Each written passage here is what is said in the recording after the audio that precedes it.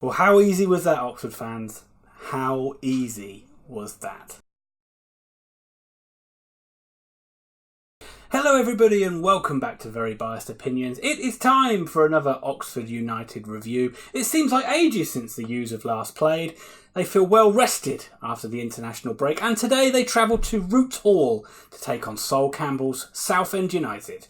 Obviously the form of both sides could not be more different. Oxford are in superb form. I think it's 14 games unbeaten. They haven't lost since early on in September to Fleetwood, but does that even count as a loss? Because they're like our kryptonite. Southend have been nothing short of appalling, just one win all season, conceding goals for fun. Sol Campbell has come in the last couple of games. All he's tried to do is just address things at the back, but they are a shocking side. And surely this is going to be a win for Oxford today. Looking at the team before the game, it's probably as strong an Oxford side as you could have picked. The only slight thing was, could Oxford have played Rob Hoare? He's been in great goal-scoring form. But Mackie was suspended, so Taylor played up front. Good news that Josh Ruffles was back. He came back into his regular left-back slot. Cameron Brannigan, still injured, should be back in a couple of weeks. But disaster struck Oxford in the warm-up as Shandon Baptiste went down injured and Anthony Ford had to come in to get a start. Good for Ford, because he's been playing quite well when he's come off the bench. So it's good to see him get a start. But terrible news for Shandon Baptiste. I really hope it's not a serious injury. That is the last thing he really needs, as he's only just come back from a really bad one. If you'd have seen our League One predictions, you would have seen that I said that I was slightly apprehensive about this one, just because I thought Southend would make it a very difficult game. When am I going to learn? When am I going to learn to back our boys in yellow and blue, or in this case in white and a yellow sash? Because this one ended Southend United 0, Oxford United 4. And as I said, it couldn't have been easier. It was an early Christmas, it was a birthday, it was Thanksgiving, it was anything that you were celebrating, because Southend absolutely gift-wrapped this victory to Oxford. It started in the very first minute, folks. 44 seconds on the clock, where Matty Taylor, yes, he's one of our own, we'll get to that song later on, made it 1-0. Absolutely shocking defending from Southend. Trying to pass the ball out from the back. Rubbish.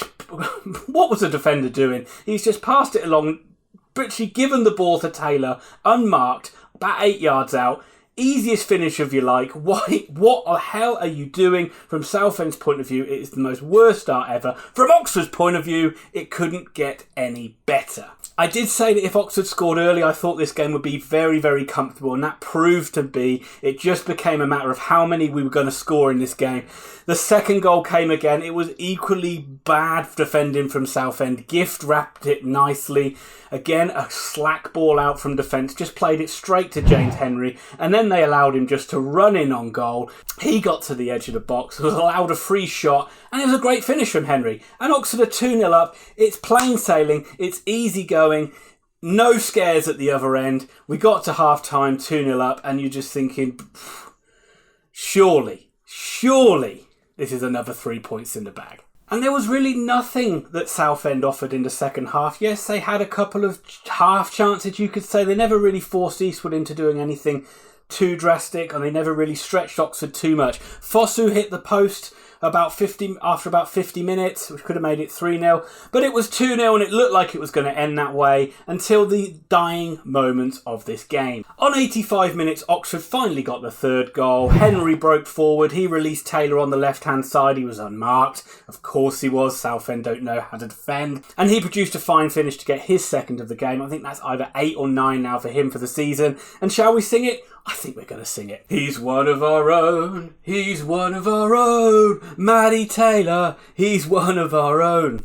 And you're thinking, nice and easy, boys. 3-0 win in the bag. But it got better. It got better just a minute later as Oxford made it 4-0. It's his first goal for the club. It's Dan Agyei. Again, Southend just lose the ball on the halfway line. It breaks to Agyei and he just runs forward. I think it's pretty much his first touch, but bloody effective introduction to the game. He steams forward. He looks unstoppable. He got into the box and produced a really nice finish as well. So great moment for him. Great that he got his first goal. He could be an important player in the back end of the season, because we are going to need goals from as many people as we can possibly get. And that is 4-0 to Oxford United. That is the way it finished, folks. And as I said at the start of this video, and I said all along, An easier victory you will not see this season. I'm sure even Lincoln put up more of a fight in the 6-0 drubbing in that one. Not sure if you remember this, folks, but remember when before Carl Robinson came in, I think there was talk of Sol Campbell maybe coming into Oxford, and I think he actually turned us down, saying that he thought he was too good for Oxford United. So whether that was true or not, I don't know. But yeah, good one, Sol. Who's laughing now, hey?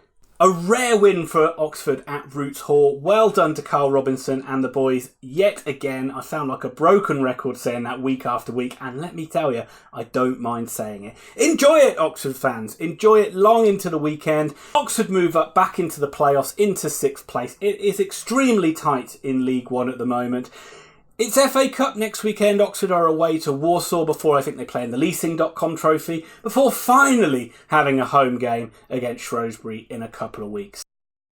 Okay folks, that'll do it for another review. I hope you enjoyed this video. If you did, give it a big old like and click on subscribe if you like the content on this channel. We are trying to get 1,000 subscribers before Christmas, so if you could subscribe to the channel, that would be absolutely fantastic.